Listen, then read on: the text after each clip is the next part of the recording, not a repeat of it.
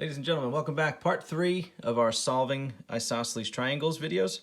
Now, I'm going to move a little bit more quickly through these examples. I'm going to actually do 3 questions in this video.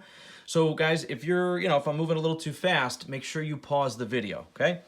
So I'm going to read number 3. It says, given circle P. Remember, ladies and gentlemen, that's circle P because P is the center. So what I've done is I've already marked in yellow and pink, but segment PU is congruent to segment PD. Ladies and gentlemen, PD is a radius. PU is also a radius, no matter what, in every single circle. The radii, or radius plural, will always be the same. Okay? So even if I go take a look at question number 4 and just slide over immediately, PA is congruent to or equal to PD. They will always be at least isosceles. So now if I go back to number 3, let's take a look at the numbers.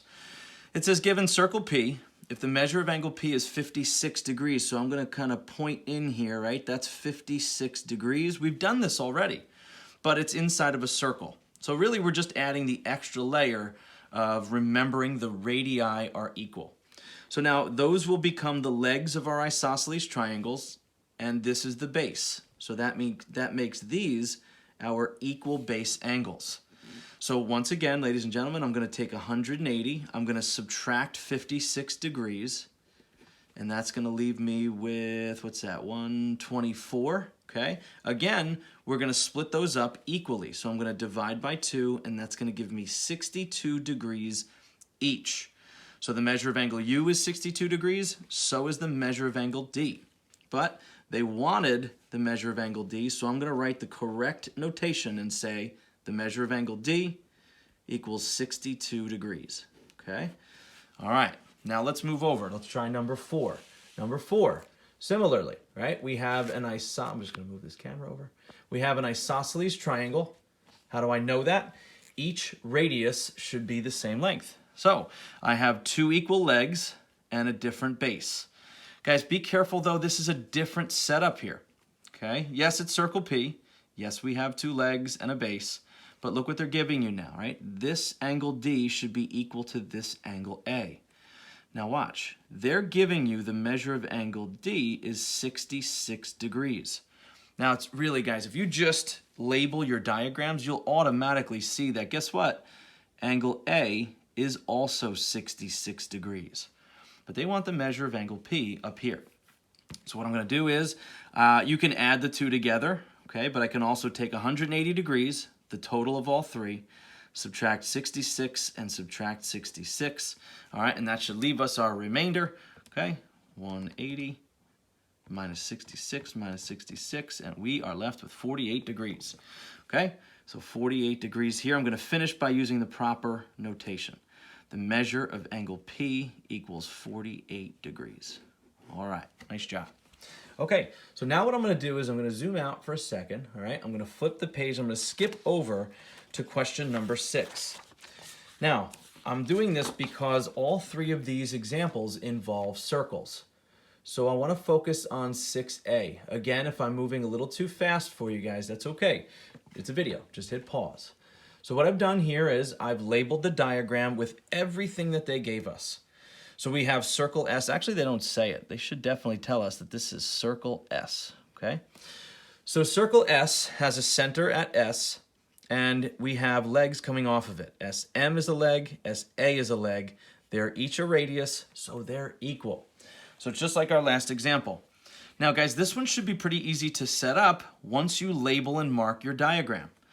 This is the base, AM is the base, which means angles A and M are the equal base angles. So I'm just going to set those 2 equal.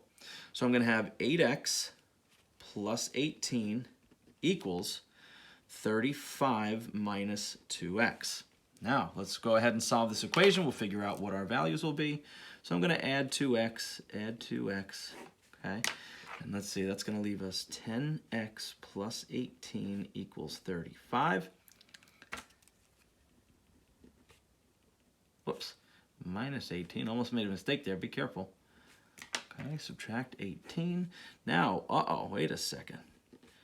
Am I getting something wrong here? Did I do something wrong? I'm getting x equals 1.7. A decimal? Oh boy. Let's see if we did something wrong here. So I'm going to go to my calculator. All right. Now I know a lot of times you guys think that we've done something wrong, but let's test it. Let's see what happens. So I'm going to take my calculator. I'm going to take 8 times 1.7 plus 18 and see what I get. All right, I get 31.6 degrees. All right, that's not a terrible number, but let's test and make sure. Let's see if we're getting the same thing over here. 35 minus 2 times 1.7. Haha. Ladies and gentlemen, remember, decimals are possible. Decimals happen. So what I'm going to say here is this. Ready? I'm going to write down all of my angles. The measure of angle A equals 31.6 degrees. The measure of angle M is 31.6 degrees. But notice, we want the measure of angle S. So this is going to be the answer to our question.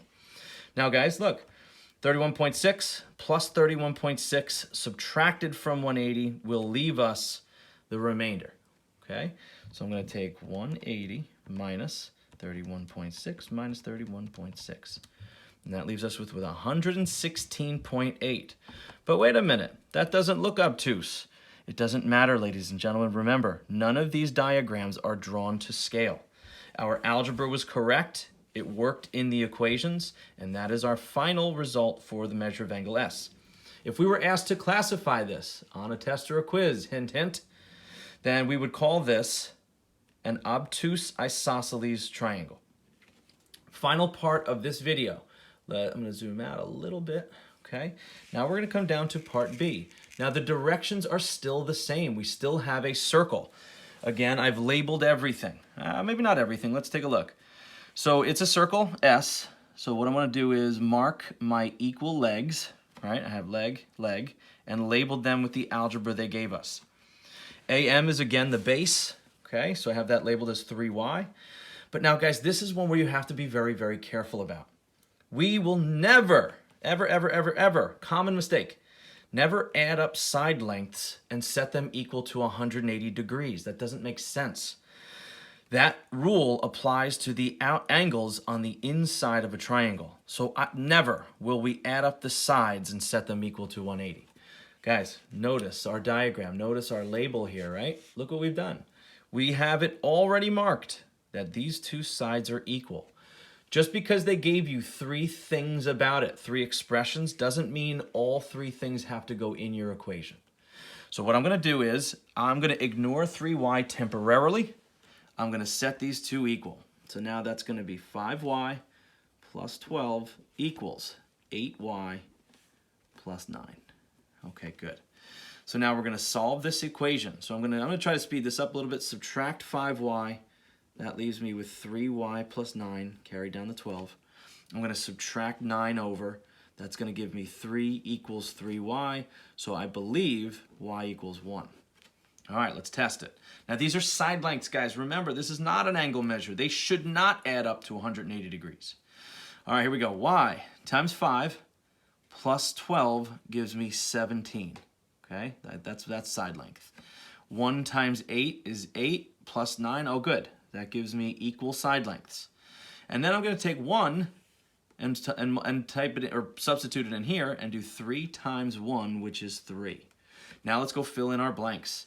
The measure, the value of y equals 1.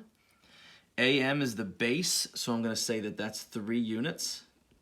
And then finally, AS is this leg, which is 17 units.